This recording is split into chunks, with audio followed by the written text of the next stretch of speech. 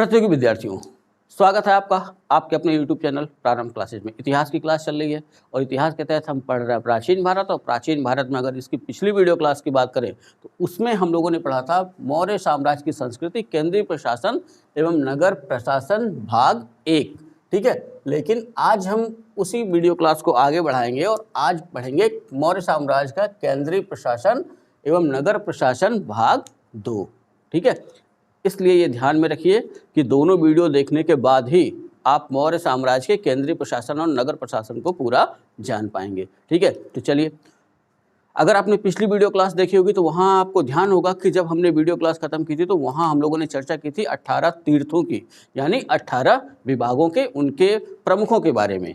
ठीक है, और आज उसी वीडियो क्लास को आगे बढ़ाते हैं। अर्थशास्त्र में आगे चल करके अध्यक्षों की चर्चा मिलती है। ठीक है, अर्थशास्त्र चाणक्य की जो पुस्तक है उसकी बात करें तो अर्थशास्त्र के 15 अधिकरण हैं, या ये कह सकते हैं 15 भाग हैं।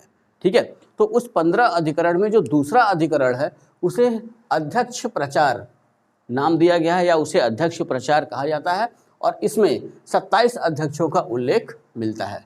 ठीक है, ये ध्यान रख लीजिएगा। कभी कभी किसी किसी किताब में लिखा हुआ 26 अध्यक्षों का, लेकिन अगर हम गहराई से अध्ययन करें तो ये देखते हैं कि 27 का आंकड़ा जो है कुछ सही बैठता है। तो इसलिए ध्यान रखिए कि अब ये ऑप्शन बेस्ड क्वेश्चन हो जाता है कि ऑप्शन क्वेश्चन अगर पूछा, ऑप्शन कैसा सेट किया हुआ उसी अनुसार इसका आंसर होगा। ठीक है, तो 27 अध्यक्षों का उल्लेख मिलता है। और ये अध्यक्ष कौन है? ये विभिन्न विभागों के प्रमुख होते थे। और ये किसके अधीन होते थे? ये मंत्रि परिषद के जो मंत्री होते थे उनके अधीन होते थे। पिछली वीडियो क्लास की बात करें तो वहाँ हमने आपको बताया था कि मंत्रिणा हुआ करती थी, जो प्रमुख मंत्रियों का समूह हुआ करती थी, जैसे प्रधानमंत्री हो गए, पुरोहित हो गए, सेनापति हो गए, राजकुमार हो गए, वो उसमें शामिल थे, याद होगा। ठीक, उसके बाद मंत्रि परिषद के मंत्री थे जिन्हें हमने वहाँ पे तीर्थ कहा या तीर्थों के प्रमुख कहा। उसके बाद जो अगला नंबर आता है वो आता है इन अध्यक्षों का। ठीक है, अब ये ध्यान रखिएगा कि यूनानी स्रोत इन्हें मजिस्ट्रेट कहते हैं। ठीक है, जो यूनानी ग्रंथ हैं जिनसे हमको मौर्य साम्राज्य के बारे में पता चलता है वो इन अध्यक्षों को मजिस्ट्रेट कहते हैं। तो ये 27 अध्यक्षों का वर्णन मिलता है, लेकिन मैं 26 की चर्चा यहाँ कर देता हूँ। और आपको ये ध्यान रखना है कि यहाँ से जो एग्जाम में प्रश्न बनता है, एक अध्यक्ष आपके सामने रखा होगा।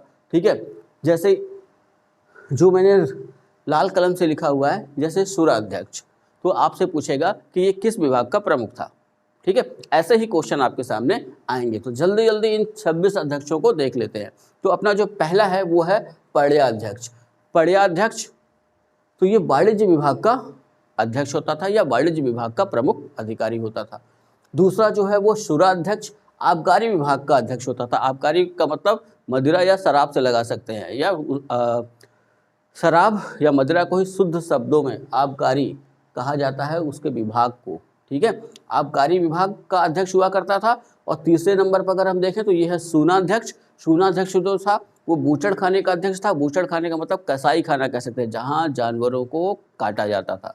ठीक है, चौथा नंबर अगर हम देखें अध्यक्षों में तो वो है गणिकाध्यक्ष। ये गणिकाओं का अध्यक्ष हुआ करता था। पांचवें नंबर पर सीताध्यक्ष, ये राज्य के कृषि विभाग का अध्यक्ष हुआ करता था। ठीक है, तो ये ध्यान रख लीजिएगा कि सीता भूमि, पूरे प्राचीन भारत में राज्य की भूमि को सीता भूमि कहा गया है, ये दिमाग में सेट रखिएगा।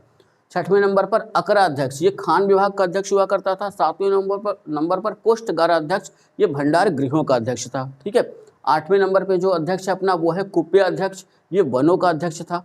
नौवें नंबर पर आयुधागार अध्यक्ष, ये शास्त्रागार का अध्यक्ष था, जहाँ अस्त्र शस्त्र रखे जाते थे। ठीक है, 10वें नंबर पर शुल्काध्यक्ष, ये व्यापार कर वसूलने वाला अध्यक्ष हुआ करता था। 11 नंबर पर सूत्राध्यक्ष, ये कताई बुनाई विभाग का अध्यक्ष हुआ करता था। 12 नंबर पर अगर हम देखें तो वहाँ पे है लोहाध्यक्ष, और इसका विभाग देखें तो ये धातु विभाग का प्रमुख अध्यक्ष हुआ करता था।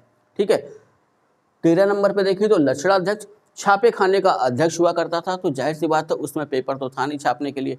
यहाँ जिस छापे खाने का संदर्भ है, इस छापे खाने से ऐसे संदर्भ जो सिक्के बनते थे उसका। ठीक है, छापे खाने का अध्यक्ष हुआ करता था और मुद्रा जारी करने वाला प्रमुख अधिकारी। ठीक, गौ अध्यक्ष, तो गौ अध्यक्ष से सीधे गाय पे नहीं जाना। यहाँ गौ अध्यक्ष का जो तात्पर्य है वो है पशुधन विभाग का अध्यक्ष, यानी एक विभाग बना था जो पशुओं की देखरेख के लिए बनाया गया था, उसका अध्यक्ष जो था वो था गौ अध्यक्ष।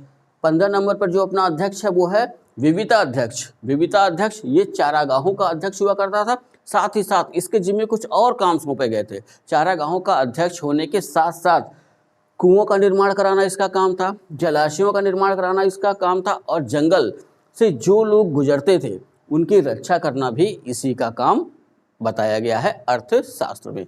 ठीक है, 16 नंबर पर जो अपना अध्यक्ष है वो है मुद्रा अध्यक्ष, तो ये पासपोर्ट विभाग का अध्यक्ष हुआ करता था। 17 नंबर पर वो है नवाध्यक्ष, नवाध्यक्ष जहाजरानी विभाग का अध्यक्ष, यानी कि जाहिर सी बात है अगर नवाध्यक्ष है जहाजरानी विभाग का अध्यक्ष अगर कोई है अर्थशास्त्र में तो ये एकदम क्लियर था कि जल मार्ग द्वारा भी व्यापार हुआ करता था।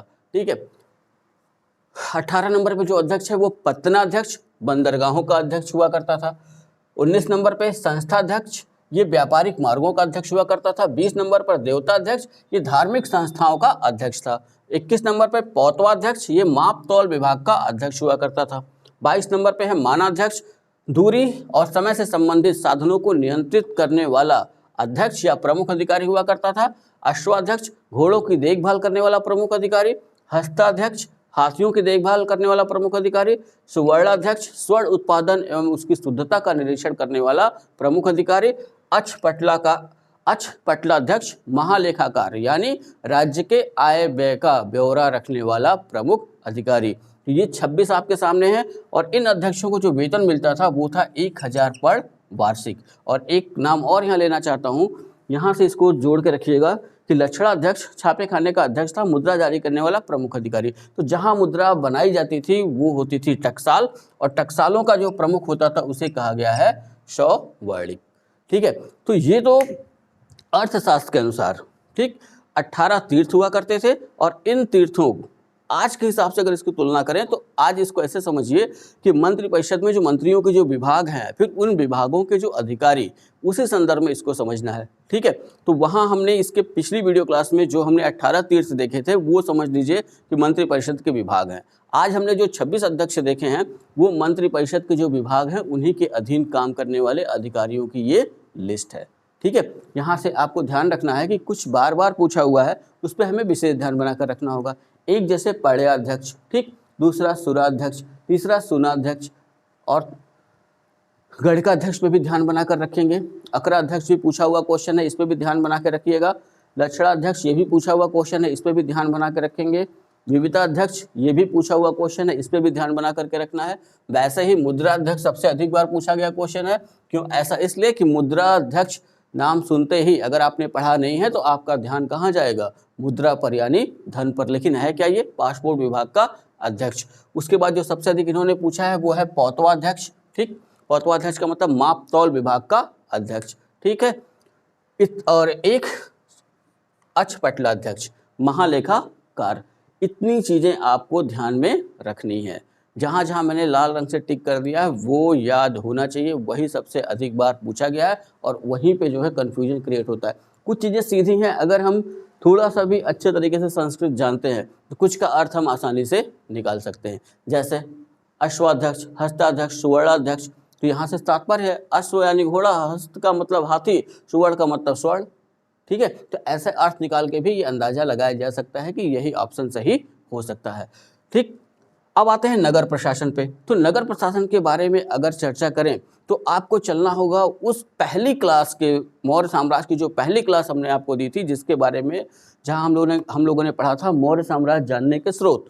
तो वहाँ पे अगर आप जाइए तो वहाँ मेगास्थनीज के विवरण या मेगास्थनीज की इंडिया का हमने बता रखा था कि मेगास्थनीज कि इंडिका मात्र एक ऐसा ग्रंथ है जिससे पाटलिपुत्र नगर के प्रशासन के बारे में हमको पता चलता है। वहीं पे मेगास्थनीज लिखता है कि पाटलिपुत्र गंगा और सोन नदियों के संगम पर स्थित था, पूर्वी भारत का सबसे बड़ा नगर था और 80 स्टेडियम यानी 16 किलोमीटर लंबा और 15 स्टेडियम यानी 3 किलोमीटर चौड़ा था। एक स्टेडियम बराबर 5 किलोमीटर। ठीक है, और वहीं हमने बताया था कि इसके चारों ओर 185 मीटर तथा 30 हाथ गहरी खाई पूरे नगर के चारों ओर खुदवाई गई थी और ये नगर ऊंची ऊंची दीवारों से घिरा था और हर दीवार में परकोटे बनाए गए थे यानी तोरण या द्वार बनाए गए थे जिनकी संख्या 64 थी। ये विवरण मैंने आपको दिया था जब मैंने पहली वीडियो क्लास अपलोड की थी मौर्य साम्राज्य से संबंधित उसमें। ठीक है, अगर जिसने नहीं देखी होगी वहाँ पीछे जाइए और मौर्य साम्राज्य या मौर्य साम्राज्य जानने के स्रोत या मौर्य वंश जानने के स्रोत, उस वीडियो क्लास को देख लीजिए, सारी चीज़ें वहाँ पे क्लियर हो जाएंगी। अब नगर प्रशासन का जो वर्णन मेगास्थनीज करता है उसके संदर्भ में कुछ चीज़ें यहाँ पे ध्यान रखिए कि पाटलिपुत्र के नगर प्रशासन का वर्णन केवल इंडिका में मिलता है। इंडिका किसने लिखी, सबको कई बार हम लोग पढ़ चुके हैं, मेगास्थनीज ने। अब मेगास्थनीज नगर के प्रमुख अधिकारी को एस्ट्रोनोमोई कहता है, ठीक है, ये ध्यान में रख लेना है। और वहीं मेगास्थनीज के अनुसार जिले का तथा सड़कों के निर्माण का प्रमुख अधिकारी एग्रोनोमोई।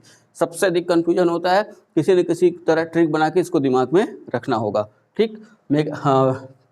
पहली क्लास में भी, मौर्य वंश की पहली क्लास में भी मैंने बताया था, यहाँ भी रिपीट कर रहा हूँ कि मेगास्थनीज के अनुसार नगर का प्रशासन 6 समितियों द्वारा चलाया जाता था तथा प्रत्येक समिति में 5 सदस्य थे, ठीक है, और कुल सदस्य हो जाते हैं 30। यानी कि नगरों का प्रशासन जो, या पाटलिपुत्र नगर का प्रशासन जो चलाया जा रहा था वो समितियों के माध्यम से चलाया जाता था, और उन समितियों की संख्या थी 6 और एक समिति में 5 सदस्य होते थे। अर्थात अगर पूछा जाए कि नगर का प्रशासन कितने व्यक्तियों द्वारा चलाया जाता था, तो 6 समिति 5 व्यक्ति गुणा कर देंगे, कुल 30 सदस्य थे जो मिलकर के पाटलिपुत्र नगर का प्रशासन चलाते थे, ठीक है।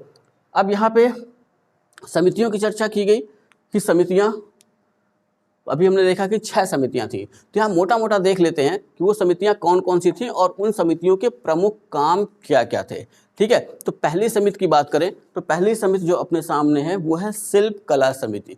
तो इस शिल्प कला समिति का सीधा सा काम था भवन निर्माण, यानी कि उस नगर क्षेत्र में जो भी भवन निर्माण हो रहे थे उनके बारे में देखना, ठीक। सड़क निर्माण, नगर में जो सड़कें हैं उनके निर्माण के संदर्भ में पूरी व्यवस्थाएं देखना कि वो सड़कों का निर्माण वो सही से होता रहे, साथ ही साथ नगरों की साफ सफाई, ठीक है, कि नगरों की साफ सफाई, नालियों की साफ सफाई ये आसानी से होती रहे, इसके बारे में देखना था, इस समिति का काम था, ठीक है। दूसरी समिति जो है वो है विदेश समिति।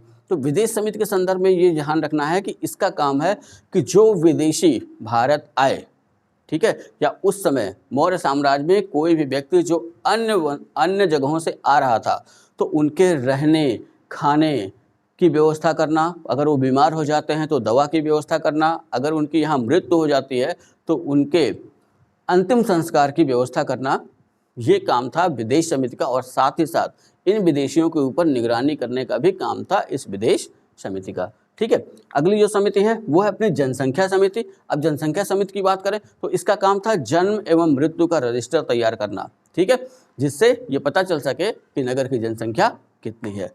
अगली जो समिति थी वो थी उद्योग व्यापार समिति, ठीक है।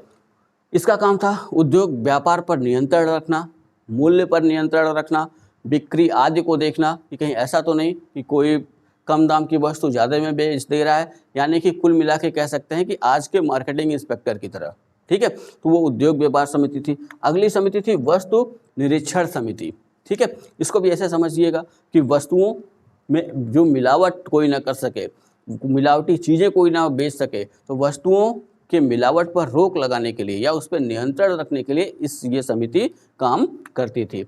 अगली जो समिति थी वो थी कर निरीक्षण समिति, और कर निरीक्षण समिति का काम था करों का विवरण रखना तथा कर चोरी को रोकना, ठीक है। जाहिर सी बात है, चाहे लोकतंत्र हो चाहे राष्ट्रतंत्र हो, अगर उसे सही से चलना है तो टैक्स सही से आना चाहिए, यानी धन आना चाहिए। और धन कहाँ से आएगा? जो जनता से टैक्स लिया जाएगा उसी टैक्स से राष्ट्रतंत्र या लोकतंत्र चलाए जाते हैं, ठीक है। अगर टैक्स हटा दिया जाए तो फिर कैसे चलेगा? तो यहाँ भी ध्यान रख लीजिएगा कि यहाँ भी जो 6वीं समिति थी वो कर निरीक्षण समिति, इसका काम ही ये था कि करों का विवरण रखना तथा कर चोरी को रोकना। वहीं ऐसा बताया जाता है, मेगास्थनीज लिखता है कि जो कर चोरी करते थे, ठीक है, कर चोरी के लिए मृत्युदंड का प्रावधान था,